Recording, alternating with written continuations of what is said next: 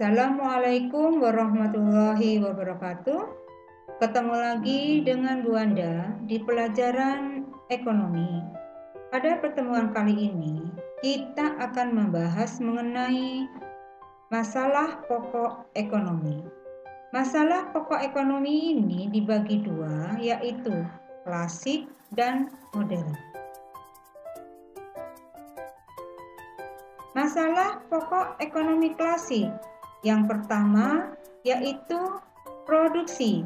Bagaimana produsen menghasilkan barang dan jasa sehingga bisa memenuhi kebutuhan semua masyarakat. Artinya, bagaimana produsen itu bisa memproduksi barang dan jasa sehingga yang barangnya itu yang benar-benar dibutuhkan oleh masyarakat.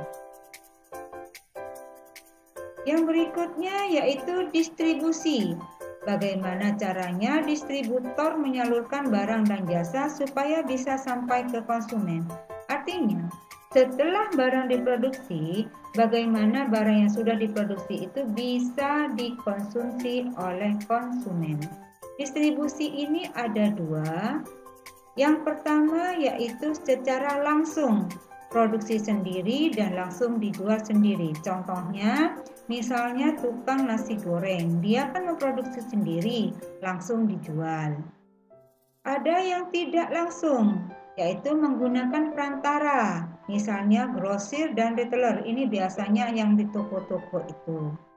Masalah ekonomi yang berikutnya adalah masalah konsumsi.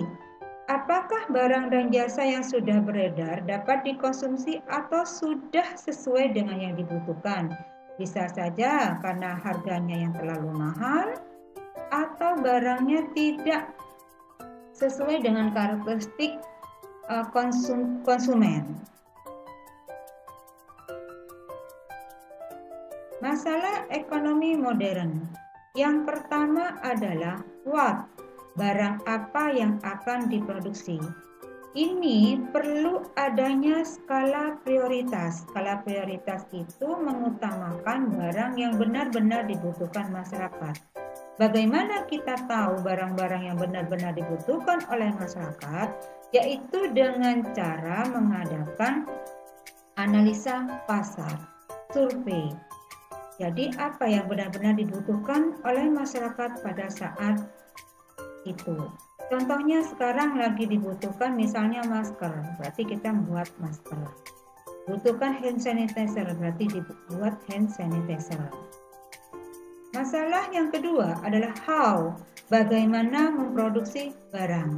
Nah, di dalam how ini yang perlu kita perhatikan adalah manusianya. Kita mau menggunakan tenaga sumber daya manusianya yang seperti apa?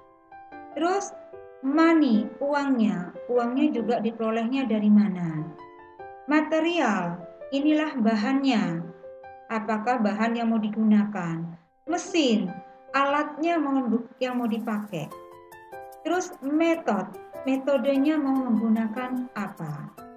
Itu yang terkaitnya dengan how. Yang berikutnya adalah for whom. Untuk siapa barang diproduksi? Ini berkaitan dengan pasar yang dituju. Dalam hal ini kita harus memperhatikan segi pendapatan konsumen, usianya, jenis kelamin. Dalam arti gini, ketika kita memproduksi suatu barang, kita harus menentukan barang ini mau dijual untuk masyarakat yang ekonomi menengah ke atas atau menengah ke bawah. Usianya juga diperhatikan, apakah usianya yang usia 50 tahun ke atas, remaja, atau anak-anak. Jenis kelaminnya juga harus ditentukan, apakah untuk perempuan atau laki-laki. Demikian materi kali ini. Wassalamualaikum warahmatullahi wabarakatuh.